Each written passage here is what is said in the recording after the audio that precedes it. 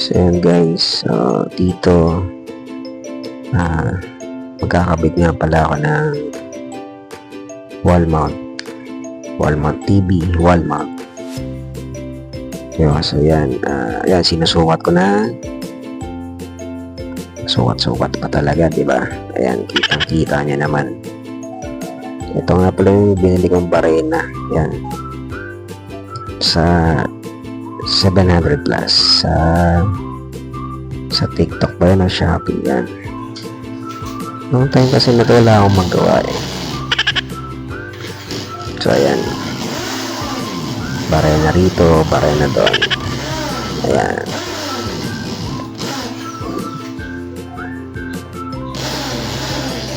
Mahirap din pala magkabit ng barena. Magkabit ng kabitan ng TV sa pader. So yan, diba? Pinabarena ko na. Minsan kasi wala akong magawa sa bahay.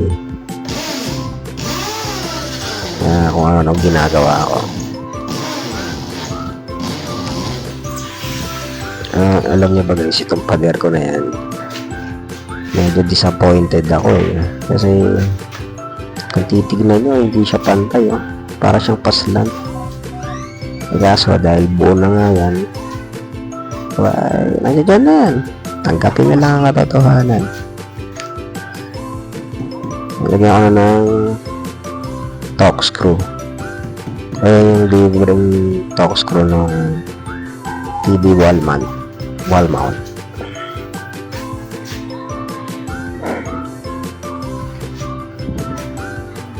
Hindi ko na ginamit yung ginamit ko ba? Yan nga yan, yung screw nyan. Yan.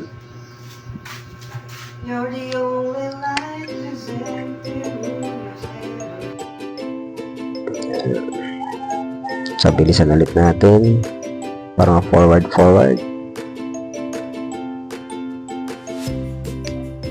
Okay.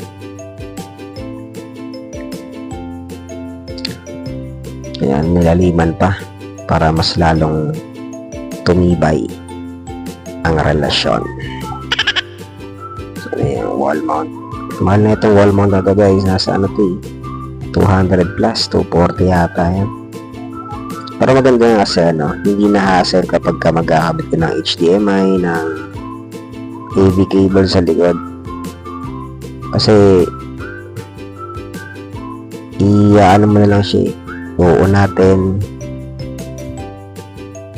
and then ano yan, so gumamit nga pala rito ng barbecue stick,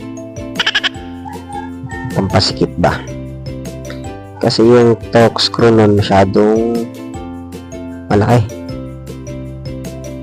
so hindi siya kasya. So ayan, nakinabit ko na yung wall mount, diba? Ayan.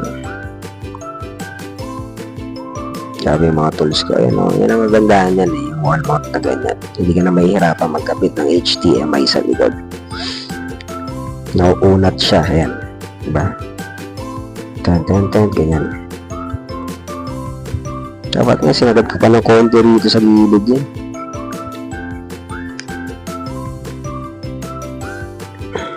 Yan o, kitang-kita naman o. Ayan o, pinantay pa niya. Ayan. So, dito naman tayo sa lamesa.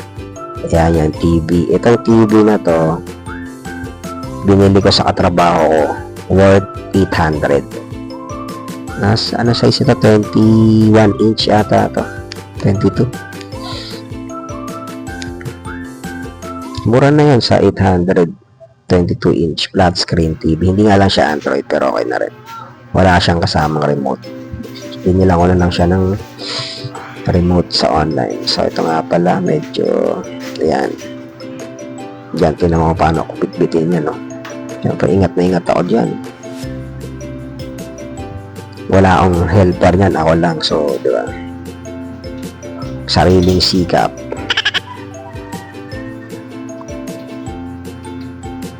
Diba? So, dalawa kasi yung TV ko, pangalawa to eh. Yung isa kong TV nasa taas para sa mga bata. Tapos ito naman para dito sa ano ko dapat to eh. Gaming TV ko dapat to. Ay kaso hindi ko pa naayos yung PS2 ko. Kulang pa ng mga games. Hindi ko pa siya magamit. Pero nagagamit pa sa ano, for the box. Tsaka pag nag-YouTube din. Meron kaming ano yung Android TV box.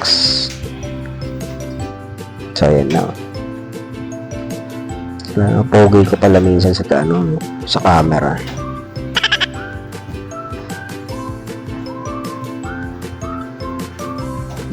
Diyan nakakatakot din magkabit nito kasi mamaya nadumulas basag. Talagang basag talaga yan. So yan, naikabit ko na. Testing na natin ngayon. Dahan-dahan. Yan. Kulang pa sigpit. So yan, diba? Malit lang siya. 20 pinantay pa talaga. Kinamitan ng hulog. Ayan, di ba pala? Level bar. Ayan, medyo titilt mo lang siya. Depende sa preference mo. Nakatingala, nakayoko, o pantay lang. Ayan. Parang pantay naman na. Sinukat niya ulit. Level. Okay, level na. Okay. So, ito naman, iniisip ko saan ko padadaanan yung wire, saan ko ilalagay. Ayan, di ba? Nauusog siya. Di ba?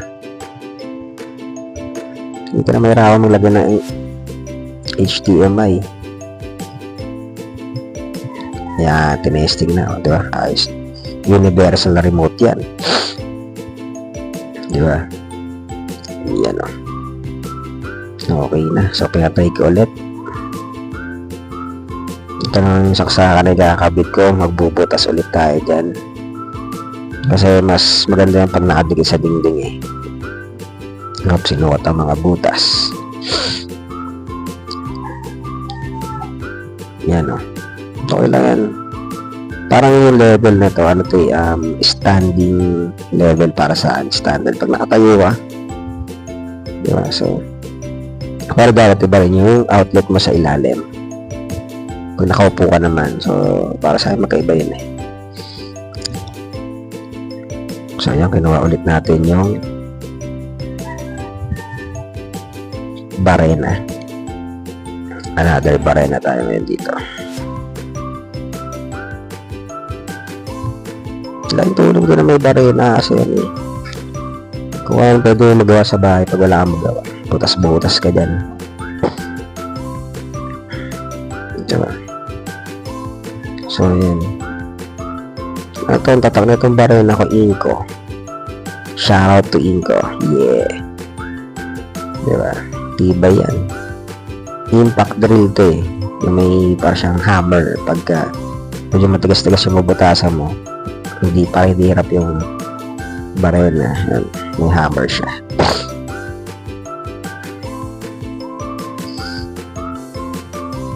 Ako minsan talaga, pag wala akong magawa, kung anong kakalikutin ko sa bahay, kung ano yung pwede kong i-repair, kung ano yung kaya lang para hindi ba lumilipas yung maghapon na walang nagawa, walang nangyari. So, eto na. Nabutasan at naikabit na ng black screw. Black screw lang yan. Importante hindi ko nadala yung saksakan tsaka may sabitan siya. Mahirap pa yung ikabit yan. Hindi mo kita yung likod eh.